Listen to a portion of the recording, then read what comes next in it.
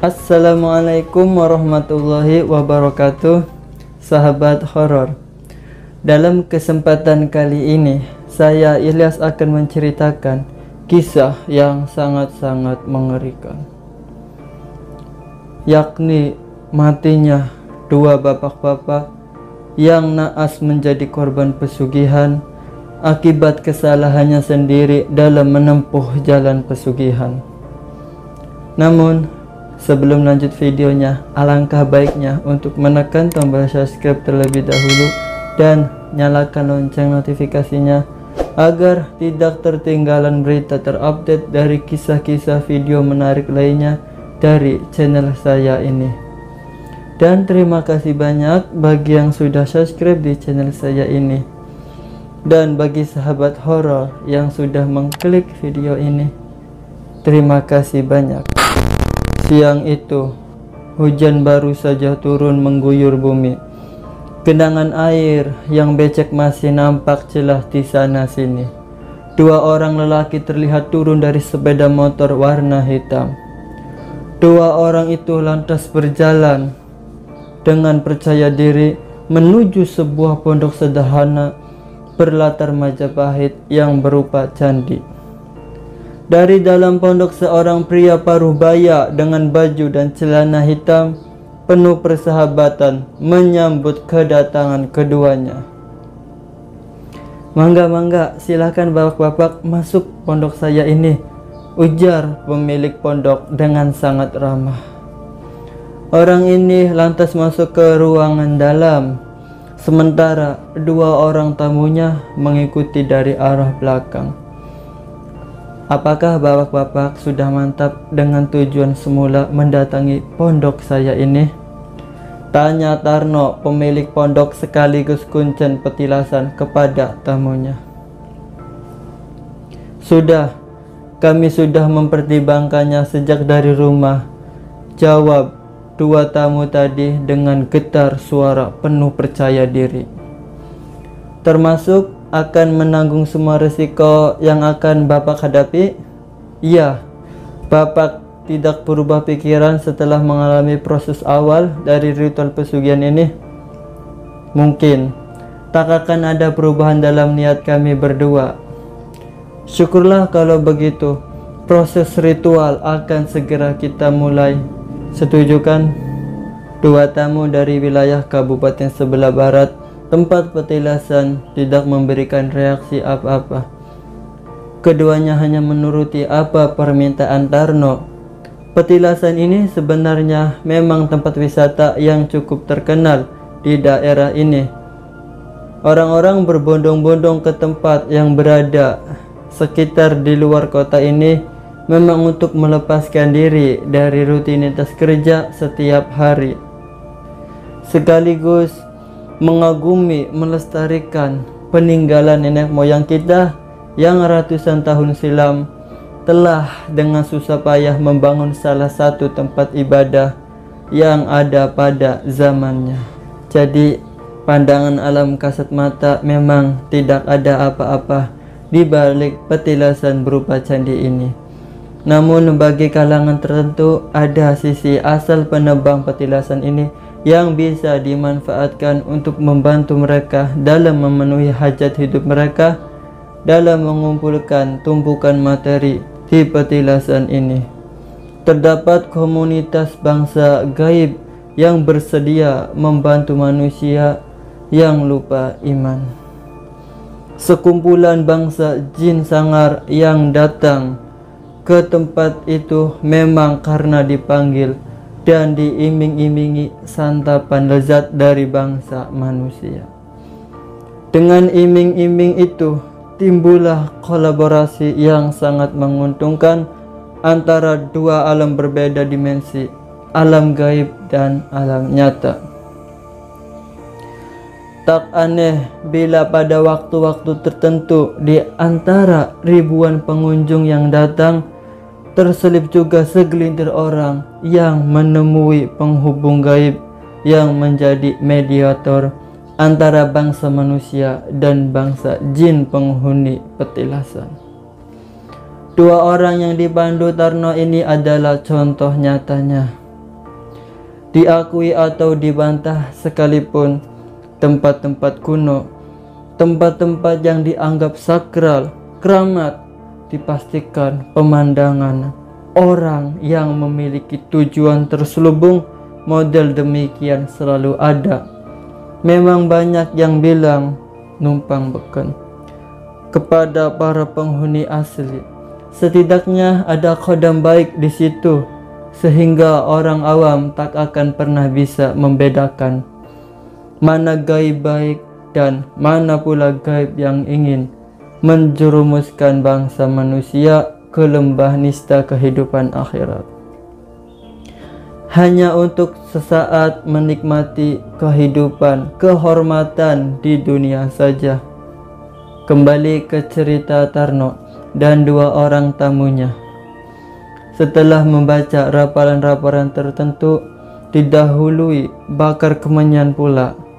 Kedua tamu langsung diajak Tarno ke sebuah sumur kuno kurang lebih 15 meter dari arah selatan candi. Bapak-bapak, tengok apa yang ada di dalam sumur. Sebelum memutuskan apakah niat bapak-bapak kemari berlanjut atau diurungkan, kata Tarno dengan entengnya. Iya, akan kami ikuti pesan Pak Tarno, jawab Suhal, satu di antara dua orang tadi agak ragu. Suhal segera melongo ke dalam sumur, di mana air bergejolak layaknya ada gempa dahsyat. Bukan itu saja, beningnya air, jernihnya air kelihatan berubah warna menjadi merah darah. Di sela-sela gelombang air yang keluar dari perut bumi, muncul sesosok wajah yang sangat dikenal Suhal. Batin Suhal mengatakan, Bukankah itu si Triman anakku? Kenapa ada di sini? Dalam pandangan mata Suhal, anak semata wayangnya, jumpalitan di kubangan air bercampur darah, dengan sekujur tubuh terbakar api. Pak, jangan siksa aku, Pak. Jangan masukkan aku sebagai tumbal. Kasihani aku, Pak, sambat Triman. Tidak, tak mungkin. Aku tak mau. Tak sudi, teriak Suhal sambil lari menuju tanah terbuka sedikit di luar kompleks candi. Suhal dan Gunung segera minta pamit kepada Tarno. Wajah keduanya nampak pucat seperti mayat begitu meninggalkan gubuk Tarno. Tarno sendiri hanya memandang kedua tamunya dengan wajah muram, disertai gelengan kepala, sangat heran dan tak mengerti. Merasa kurang sreg dengan apa yang baru dialaminya, dua orang yang kesehariannya pedagang buah di pasar ngeplak ini lantas menjatuhkan pilihan keduanya pada sebuah tempat keramat lain yang masih berada dalam satu wilayah kabupaten. Semoga kita nanti ketemu dengan cara mencari pesugihan yang lebih gampang ritualnya, Kang, ujar Gunung pada Suhal, masih dengan mengendarai sepeda motor 5 km dari petiliasan semula. Ya, kita sadar tak ada pekerjaan tanpa resiko. Namun untuk yang di candi tadi rasanya terlalu sadis, kejam. Hingga sekarang saja setelah lebih dari setengah jam, aku masih merinding dibuatnya, jawab Suhal dengan tubuh bergetar keras, bergidik. Tanpa terasa, obrolan keduanya semakin asik. Kurang 1 jam berikutnya, Gunung dan Suhal telah memasuki pelataran sebuah keramat yang di pintu masuk kiri kanan terpampang 2 ekor naga raksasa dengan ekor berapi, lidah bercabang, menjular ke depan seakan siap menelan apa yang ada di depannya. Lokasi pemujaan ini didominasi warna merah dan oranye, tak jauh beda dengan kelenteng. Menurut juru kunci keramat, orang yang dimakamkan di dalam cangku sana adalah tokoh sakti pada zaman sebelum Majapahit. Siapa tokoh tadi? Kuncen keramat yang sudah sepuh, yang sudah tua tadi enggan menyebutkannya. Hanya saja sang Kuncen menambahkan bahwa tokoh tadi masih punya darah Mongol, yang secara bebasnya bisa diartikan keturunan etnis Cina. Cina yang moyangnya dulu kawin dengan warga pribumi, hingga ada yang menyebutnya sebagai Eyang Waci. Mungkin itu barangkali gabungan kata Jawa, Cina. Pulang dari tempat ini, kalian berdua akan kuberi sesobek kain warna putih bergambar naga warna hitam. Selain itu harus kalian masukkan ke atas saku baju bagian atas sebelah kiri. Apapun yang kalian alami di perjalanan, kain itu baru bisa dibuka setelah sampai di rumah. Pesan Kuncen. Sama dengan yang di petilasan tadi, ritual yang tak kalah anehnya harus rela dikerjakan oleh Suhal dan Gunung. Dengan dipandu juru kunci, keduanya harus mengucapkan sederet mantra pemanggilan roh halus pemilik tempat keramat dalam bahasa yang bagi keduanya tidak dipahami sama sekali. Bisa jadi bercampur antara bahasa Jawa kuno dengan bahasa Cina, atau mungkin bahasa India ribuan tahun silam yang jelas. Suhal dan Gunung pernah mendengar di antara mantra-mantra tadi terselip kata asa-asa, seperti layaknya film India yang ditontonnya di televisi. Di ruang ritual, Suhal dan Gunung secara tidak sengaja melihat kelebatan penampakan di remang-remang dua ekor naga sangat garang, persis dengan apa yang disaksikan pada gerbang masuk keramat ini. Mungkinkah itu perwujudan gaib keramat untuk pesugihan ini? Ya, memang itu penunggu gaib lokasi ini, gaib yang akan membantu kalian mengumpulkan harta sepadan dengan yang kalian dambakan, kata Kuncen tempat keramat. Seakan mampu menebak apa yang menggerakkan dalam renung kalbu keduanya. Kuncen yang bila berjalan agak bungkuk itu menambahkan bahwa mereka yang datang ke tempat ini tak ada yang mengalami kegagalan, pasti berhasil kaya raya, asal tidak berhenti di tengah perjalanan.